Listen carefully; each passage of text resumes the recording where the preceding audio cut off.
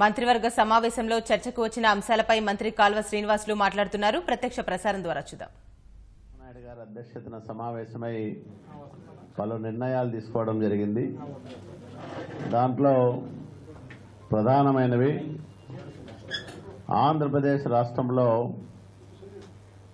Ex service mens ఒక separate corporation ఏర్పాటు చేయాలని నిర్ణయం తీసుకున్నాం. సుమారు 80,000 మందికి దీని ద్వారా ప్రయోజనం చేకూరనుంది. 10 కోట్ల ప్రాథమిక మూలధనంతో ఈ కార్పొరేషన్ను ఏర్పాటు చేయాలని నిర్ణయం తీసుకోవడం జరిగింది.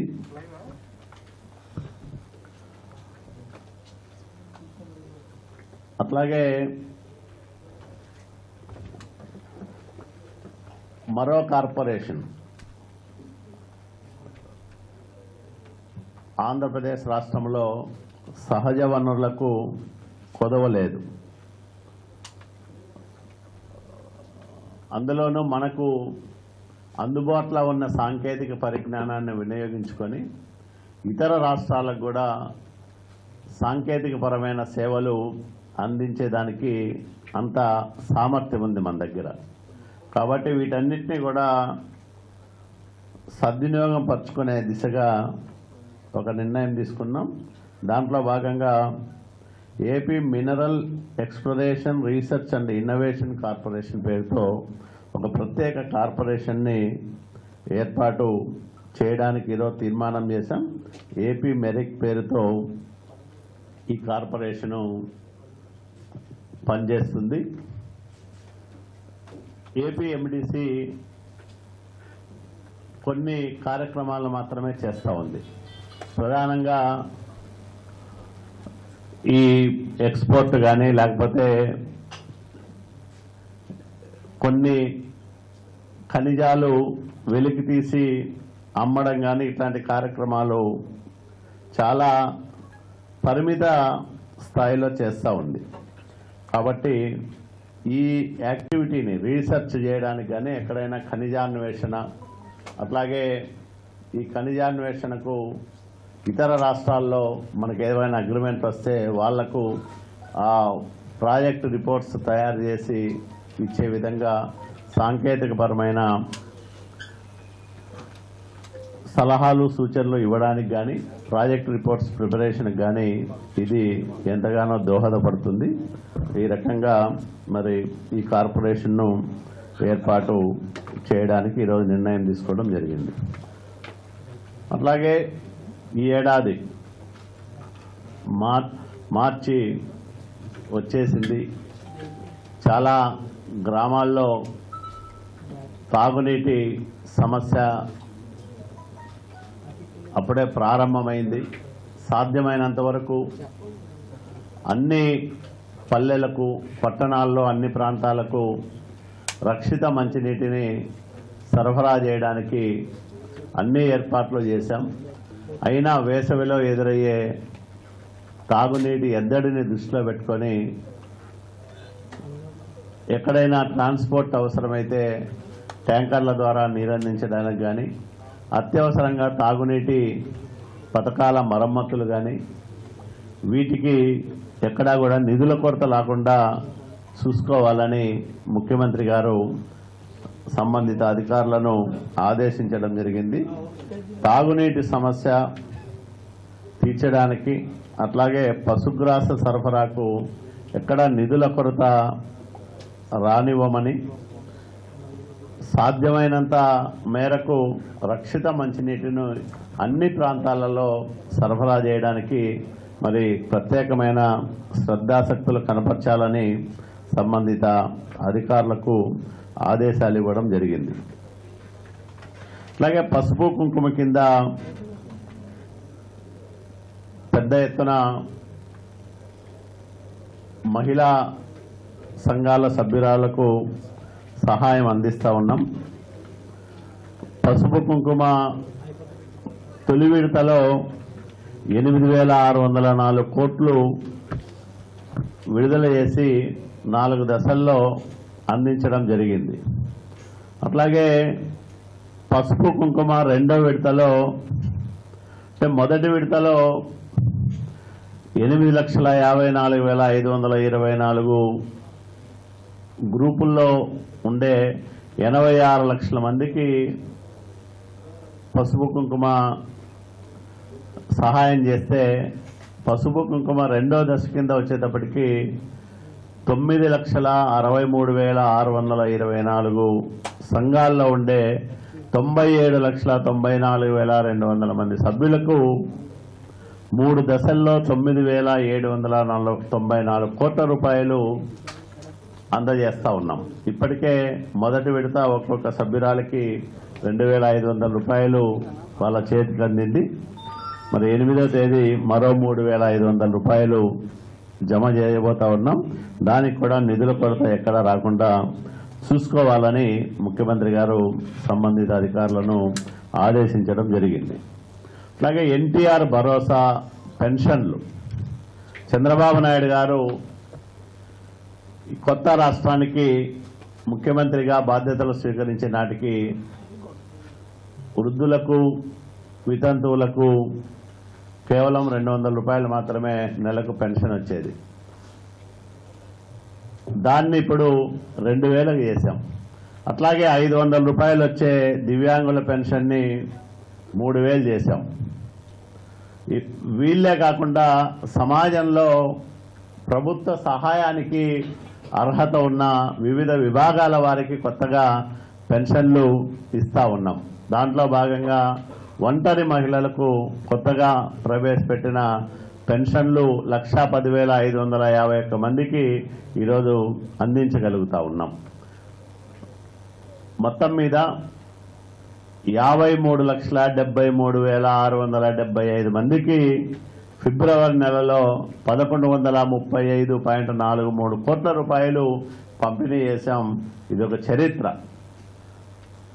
ఎన్టీఆర్ భరోసా పేరుతో నందమూరి తారక రాముడు ఏదైతే ఆశించాడో ఒక సంక్షేమ శ్రేయ రాజ్యాన్ని ఆంధ్రప్రదేశ్ రాష్ట్రంలో స్థాపించాలి, పేదవాడు ఆకలి దప్పులకు దూరం కావాలి, కనీస సౌకర్యాలతో బతకాలని ప్రగాఢంగా విశ్వసించాడో భావించాడో దాన్ని తూచా తప్పకుండా ఈరోజు చంద్రబాబు నాయుడు గారి ప్రభుత్వం అమలు చేస్తూ ఉంది.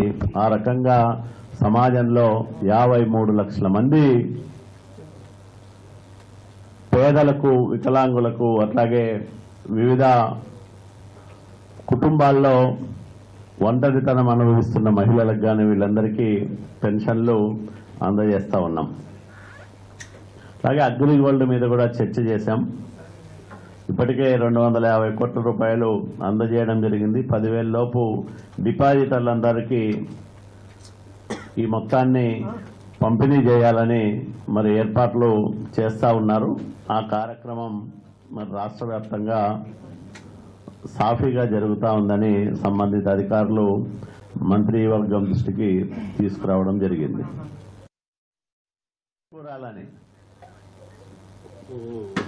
తెలుగుదేశం పార్టీకి సంబంధించిన సమాచారాన్ని అంతా కూడా ఇంకో రాజకీయ పార్టీకి అక్రమంగా చేరవేయాలని సాగిస్తున్న ప్రయత్నాలు ఏవైతే ఉన్నాయో వాటిని మేము తీవ్రంగా ఖండిస్తా ఉన్నాం. ప్రభుత్వాల మధ్య ఘర్షణ వాతావరణాన్ని తీసుకొచ్చే క్రమంలో సైబరాబాద్ కమిషనర్ చేసిన వ్యాఖ్యలు కానీ, అతని వ్యవహార శైలి కానీ, ఇవన్నీ కూడా ఒక ప్రభుత్వం మీద ఒక అధికారి మాట్లాడాల్సిన మాటలు కాదు, చేయాల్సిన వ్యాఖ్యలు కాదు. వాటిని తీవ్రంగా పరిగణిస్తా ఉన్నాం మేము. ప్రతి అధికారికి ఒక పరిధి ఉంటుంది, కొన్ని నిబంధనలు ఉంటాయి, షరతులు ఉంటాయి. రాజ్యాంగబద్ధంగా పరిమితమైన పాత్ర ఉంటుంది ప్రతి ఒక్కరికి. ఆ పరిధికి మించి ప్రవర్తిస్తే తప్పకుండా చట్ట ప్రకారం అవతలి వాళ్ళు చర్యలు తీసుకునే అవకాశం ఉంటుంది. కాబట్టి ఈరోజు తెలంగాణ ప్రభుత్వం లేదా తెలంగాణ పోలీసు వ్యవస్థ, ఆ వ్యవస్థలో కొంతమంది అధికారులు అప్రజాస్వామికంగా, అన్యాయంగా, చట్ట వ్యతిరేకంగా వ్యవహరిస్తా ఉన్నారు. దీన్ని మేము చాలా సీరియస్గా తీసుకున్నాం. తప్పకుండా తదుపరి కార్యాచరణ ఏ విధంగా ఉండాలి, ఏ రూపంలో ఈ వ్యవహారాన్నంతా కూడా ఎండగట్టాలి, ఎదుర్కోవాలనేది ఎప్పటికప్పుడు చర్చించుకొని ముందుకెళ్లాలని కూడా ఈరోజు మంత్రిమండలి నిర్ణయం తీసుకుంది.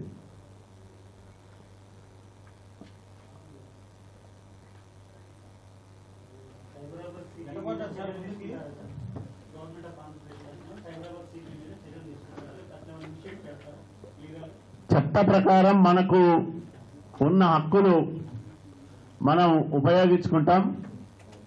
అట్లాగే ఒక ప్రభుత్వం మీద అతను చేసిన వ్యాఖ్యల్ని తీవ్రంగా పరిగణిస్తా ఉన్నాం.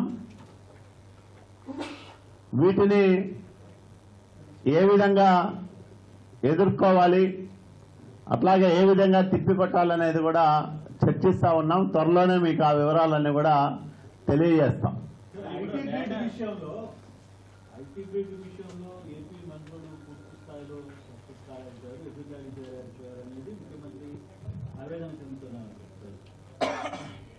దాడి ఎదురుదాడి కాదు, మన ప్రభుత్వానికి కొన్ని హక్కులు ఉన్నాయి.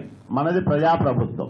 మన ప్రభుత్వం ఈరోజు ఈ ఐటీ రంగంలో కానీ లేకపోతే మనం సాధిస్తున్న విజయాలు కానీ ఇవన్నీ అందరికీ ఆదర్శప్రాయంగా నిలుస్తూ ఉన్నాయి దేశంలోనే. మనకు పక్కన ఒరిస్సా ఉంది, ఇటువైపు తమిళనాడు ఉంది, మరోవైపు కర్ణాటక రాష్ట్రం ఉంది. ఏ రాష్ట్రంతోనూ మనకు సమస్యలు రాలేదు.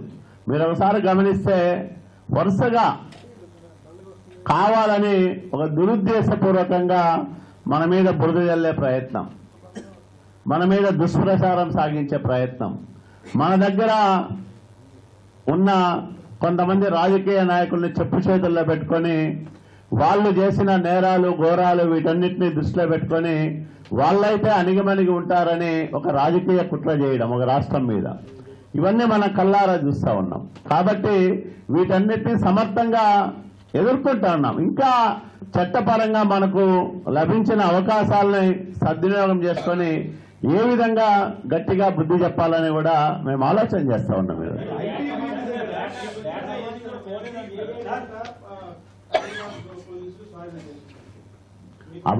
అవన్నీ చెప్తాం, వివరాలన్నీ కూడా చెప్తాం. ఇప్పుడు ఏంటంటే అతని వ్యాఖ్యలు కానీ లేకపోతే అక్కడ పోలీసుల స్పందన కానీ ఇదంతా కూడా ఒక రాష్ట్ర ప్రభుత్వం మీద ఒక రాష్ట్రం మీద అనుచిత వ్యాఖ్యలు చేయడం, అహంకారపూరితంగా మాట్లాడడం, ఆధిపత్య ధోరణి ప్రదర్శించడం, ఇవన్నీ కూడా ప్రజాస్వామ్యంలో ఒక అధికారికి అట్లాంటి అధికారాలు ఏమీ ఉండవు. ఎవరి పరిధిలో వాళ్ళు ఉండాలి, ఎవరి పనిలో వాళ్ళు పనిచేయాల.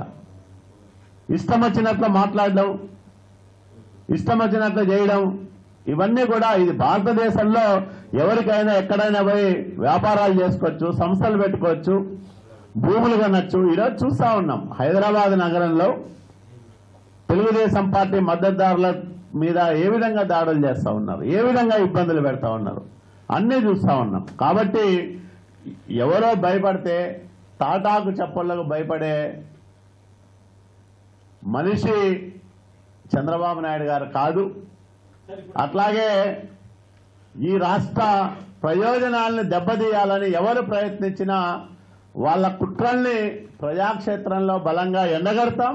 అదే రకంగా చట్ట ప్రకారం మనకి ఏ అవకాశాలు ఉన్నాయో వాటన్నిటి కూడా సద్వినియోగం చేసుకుంటామని మీ ద్వారా నేను ప్రజానీకానికి మరి తెలియజేస్తా ఉన్నా.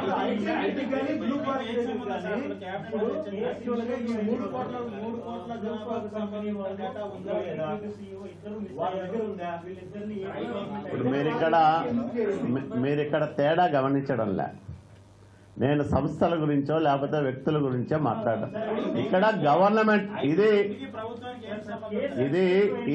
ప్రభుత్వం మీద ఒక వినాల మీరు పూర్తి వినకుండా ఒక అధికారి ప్రభుత్వం మీద చేసిన వ్యాఖ్యలు, ప్రభుత్వానికి మధ్య ఉండే సంబంధాలు, ఈ వ్యవహారాల గురించే మాట్లాడుతున్నాం.